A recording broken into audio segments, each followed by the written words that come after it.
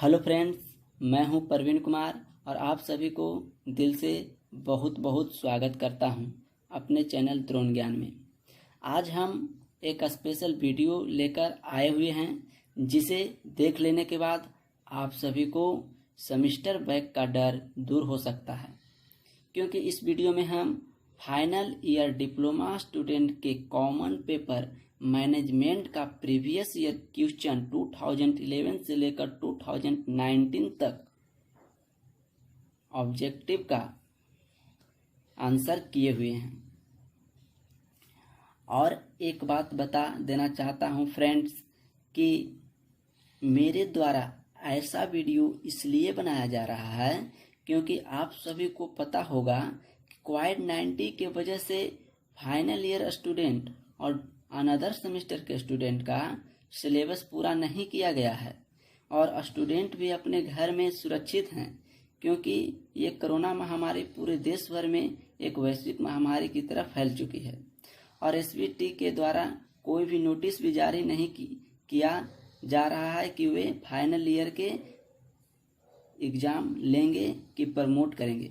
इसलिए हम स्टूडेंट के रिक्वेस्ट करते हैं कि ऐसा वीडियो बनाने के लिए आप हमारे चैनल को please subscribe, like and friend के साथ शेयर ज़रूर कीजिए ताकि हम मोटिवेट होकर और अच्छी वीडियो बना पाएँ और आप सभी को लाभ पहुंचा सके। तो चलिए हम वीडियो को शुरू करते हैं। तो वीडियो को शुरू करने से पहले दोस्तों मैं एक और बात बता देना चाहता हूँ। इससे पहले एक और बात बता देना चाहता हूँ कि एसएससी के लिए जनरल नॉलेज का Lucent, speedy and current affair का वीडियो का लिंक अपने व्हाट्सएप नंबर 9661934302 पर खुद का बनाया हुआ वीडियो और टेक्निकल और नॉन टेक्निकल से रिलेटेड सभी गवर्नमेंट एग्जाम के लिए पीडीएफ प्रोवाइड करता हूं। तो आप सभी को अगर किसी भी चीज़ का पीडीएफ पढ़ाई से रिलेटेड चाहिए तो आप हमारे व्हाट्सएप नंबर 9661934302 पर कांटेक्ट कर सकते हैं। हम व्हाट्सएप का लिंक डिस्क्रिप्शन बॉक्स में दे दिए हैं। तो चलिए अब वीडियो को स्टार्ट करते हैं।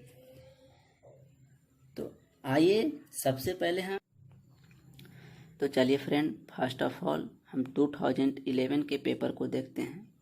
इसमें जो है फर्स्ट ऑब्जेक्टिव क्वेश्चन पूछा गया था, professional ethics is certain moral and ethical dash service है, रूल है, रिलीजन है या नॉर्म है। तो ये इसका करेक्ट आंसर होगा क्या है, नॉर्म है। यानी कि व्यावसायिक आचार शास्त्र एक प्रकार का व्यवहारिक और नैतिक क्या है, प्रतिमान है। सेकेंड क्वेश्चन की अब बात कर लेते हैं। तो who is regarded as the father of principle of management, कौन है, तो हेनरी फ्योल, यानी कि सैद्धांतिक प्रबंध के जनक कौन माने जाते हैं, Henry Fayol. Third number question को हम देख लेते हैं अब। By motivating the work force management creates will to work, इसका करेक्ट आंसर क्या होगा, क्रिएट विल टू वर्क, यानी कार्यबल को अभिप्रेरित करके प्रबंध उत्पन्न करता है कार्य करने की क्षमता को। ठीक है, अब हम फोर्थ नंबर क्वेश्चन देख लेते हैं। The most precious part of an organization is, first में है मनी, सेकेंड मैन, फिर है प्लांट एंड मशीनरी, डी नंबर में है लैंड एंड बिल्डिंग। तो इसका करेक्ट आंसर होगा मैन, यानी संगठन का सर्वाधिक मूल्यवान अंग क्या है, ह्यूमन, यानी कि मनुष्य। Autocratic leadership is also known as, तो इसका करेक्ट आंसर क्या होगा, डायरेक्टिव लीडरशिप। कौन सा लीडरशिप, डायरेक्टिव लीडरशिप, यानी सर्वाधिकारी नेतृत्व का दूसरा नाम क्या होता है, निर्देशात्मक नेतृत्व। ठीक है, अब हम 6 नंबर क्वेश्चन की बात करते हैं। The oldest form of businesses organisation is, यानी कि सोले प्रोप्रियोटरशिप, सोले प्रोप्रिटोरशिप, इसका करेक्ट आंसर ये होगा। व्यवसायिक संगठन का सबसे पुराना रूप क्या होता है? इकाई स्वामित्व। अब 7वें नंबर क्वेश्चन को देख लेते हैं। The formation and management of partnership is governed by the provision of Indian partnership act 1932, यानी कि जो साझेदारी का नियम एवं प्रबंधन का उपबंधों द्वारा संचालित होता है वो भारतीय साझेदारी अधिनियम 1932 के द्वारा। अब हम 8 नंबर क्वेश्चन को देख लेते हैं।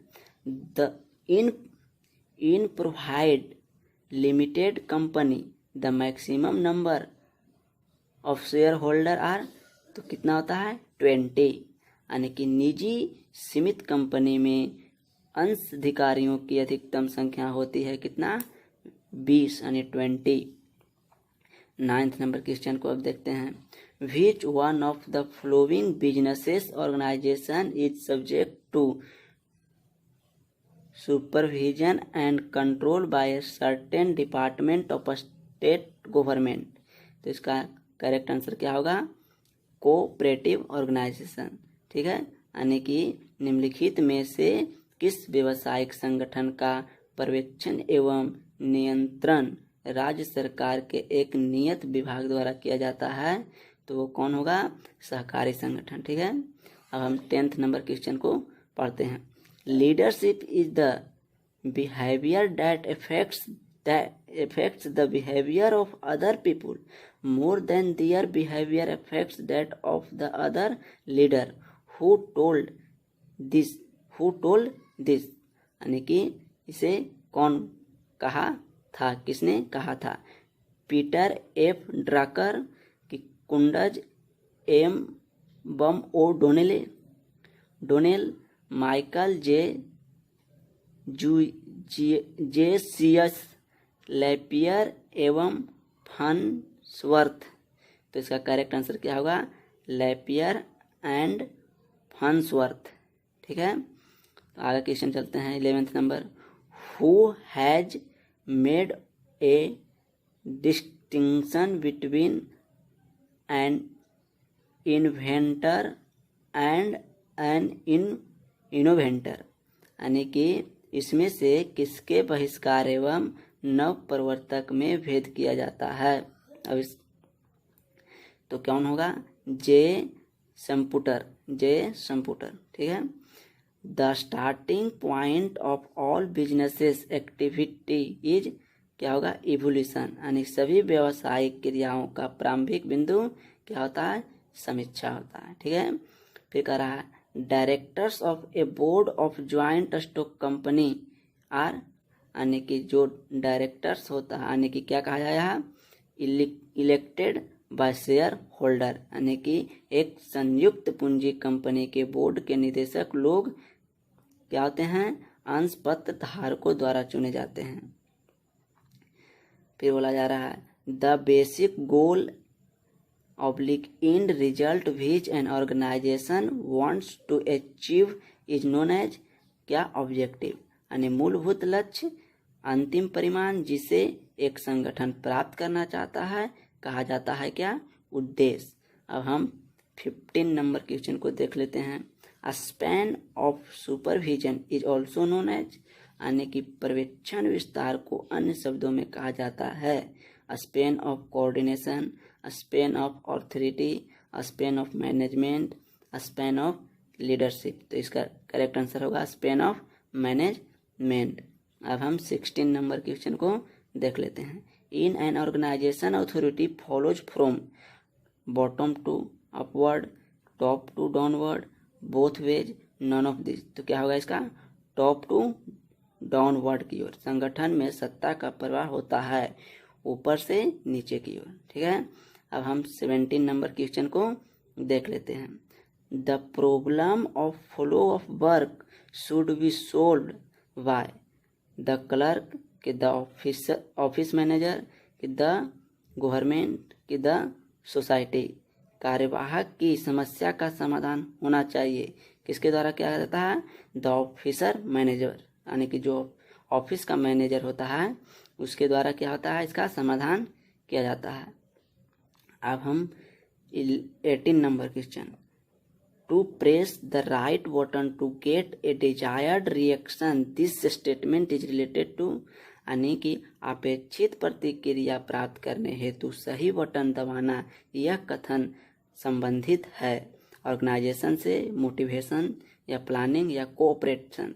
तो इसका करेक्ट आंसर होगा मोटिवेशन, यानी कि अभिप्रेरणा से। ठीक है, अब हम 19 नंबर क्वेश्चन को देख लेते हैं।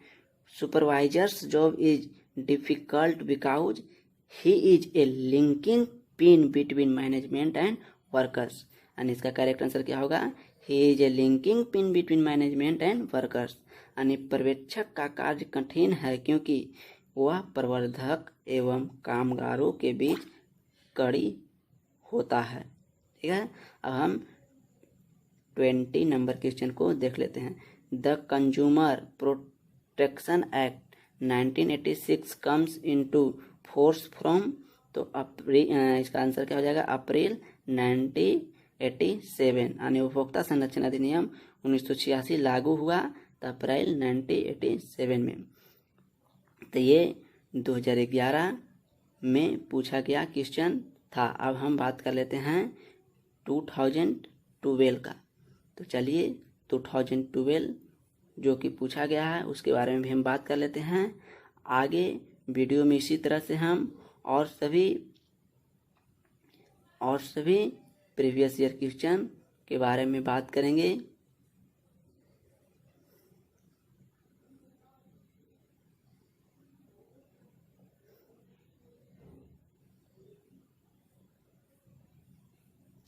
तो चलिए ये आ गया 2012 का इवेंट। इसमें जो फर्स्ट ऑब्जेक्टिव क्वेश्चन पूछा गया था वो है the ability and skill which a person must have for doing a certain type of work is known as. Ability needs, skill needs, career needs, none of this, यानी किसी खास कार्य को करने के लिए व्यक्ति में जिस योग्यता एवं कौशल की आवश्यकता होती है उसे कहा जाता है योग्यता आवश्यकता, कौशल आवश्यकता, जीवन वृत्ति आवश्यकता, इनमें से कोई नहीं। तो इसको क्या बोलता है, कैरियर नीड्स। ठीक है, इसका करेक्ट आंसर क्या होगा, career needs. Which one of the following reduce the gap between capacity to work and willingness to work. तो इसका लीडरशिप होगा या लेबर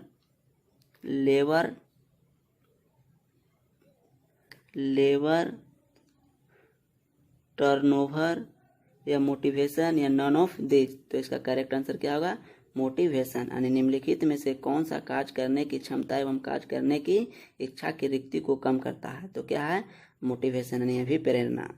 ऑब्जर्विंग थिंग्स और situation from others point of view is feeling, empathy या sympathy, none of this, यानी वस्तु या स्थिति को दूर दृष्टिकोण से अवलोकन करना ही क्या कहलाएगा, एम्पैथी। ठीक है, यानी समानुभूति। ठीक है, अब 4th नंबर क्वेश्चन देख लेते हैं। Giving complete freedom to subordinates is autocratic leadership या laissez faire leadership, democratic leadership, none of this. तो इसका क्या होगा आंसर, बी नंबर आंसर इसका करेक्ट होगा। यानी सहायकों को पूरी छूट देने वाला नेतृत्व है। कौन सा नेतृत्व, निर्वाधावादी नेतृत्व। 5 नंबर क्वेश्चन को देख लेते हैं। Full secrecy can be maintained in cooperative organization, sole proprietorship, partnership, joint stock. पूर्ण गोपनीयता रखी जा सकती है, यानी किसके, सोले प्रोप्रियोटरशिप के द्वारा। ठीक है, इसका ये करेक्ट आंसर है। अब हम बात कर लेते हैं। As per Indian partnership act the maximum number of partner of doing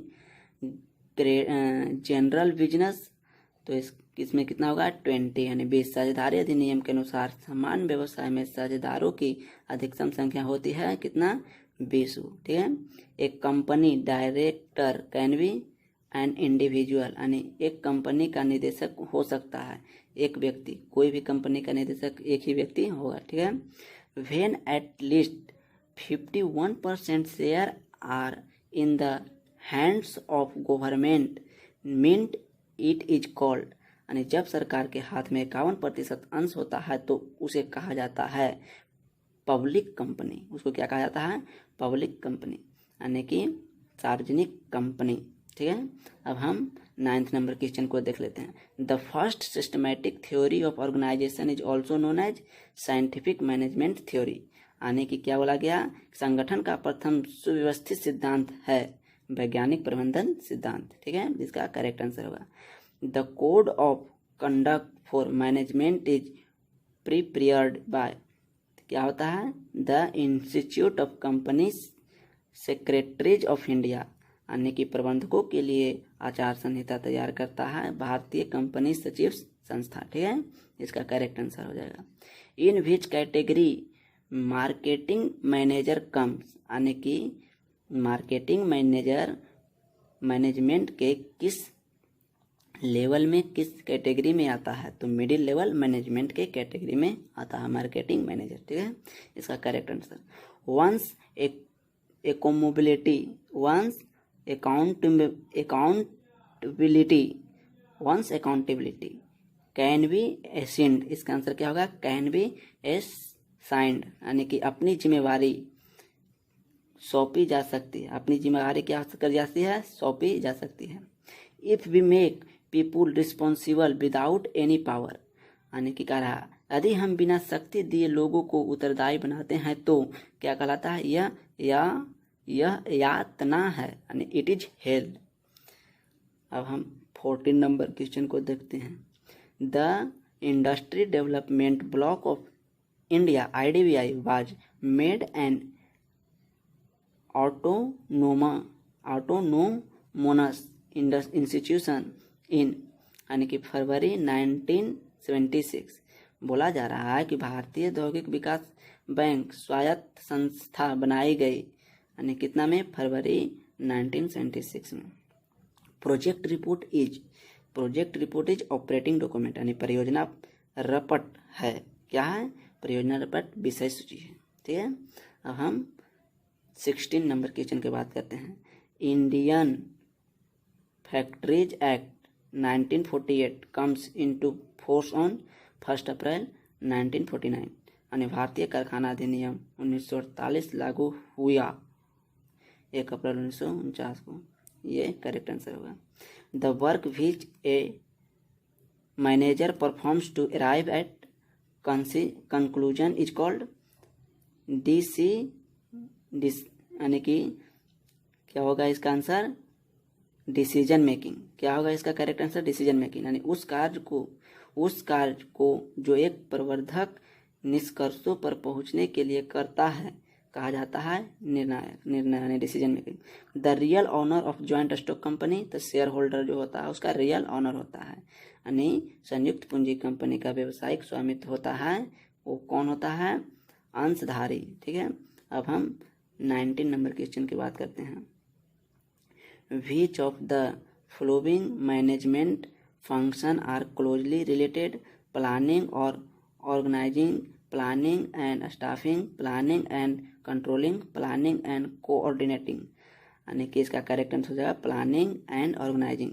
निम्नलिखित में से प्रबंध के कौन से कार्य एक दूसरे से घनिष्ठ रूप से संबंधित है? तो किसका है? नियोजन एंड संगठन, करेक्ट आंसर। अब हम 20 नंबर क्वेश्चन की बात कर लेते हैं। The India companies can face the present challenge by, इसका करेक्ट आंसर हो जाएगा एक्सपेंशन अराउंड कोर कॉम्पिटेंस, यानी कि भारतीय कंपनी आधुनिक चुनौतियों का मुकाबला कर सकती है। कौन? तो चौतरफा अभ्यंतर क्षमता विस्तार द्वारा, यानी इसका करेक्ट आंसर क्या हो जाएगा? D number.